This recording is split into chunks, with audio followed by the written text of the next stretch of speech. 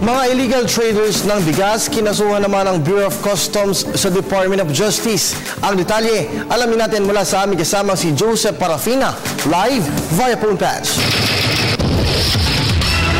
Salamat. Sinampahan nga ngayon ang kasong smuggling ang dalawang rice traders dito mismo sa Department of Justice. Base po sa reklamo ng Bureau of Customs, ang mga may-ari at brokers ng Malinas Multipurpose Cooperative at RJR Grain Center Corporation na nagpasok ng may 4.2 million gramos sa Manila International Container Port na umabot po ito sa halaga ng 72.4 million pesos.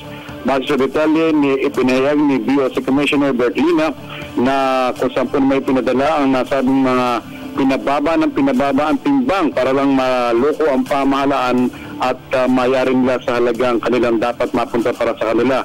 Ayon kay Lina, alam nating mahalaga ang bigas sa bansa, subalit ang abuso at pagpapasok nito na ay nagpapahirap naman sa ating mga magsasaka dito sa Pilipinas. Ang bigas po, Kevin at mga kaibigan, ipinasok sa bansa 2013, buwan ng Nobyembre.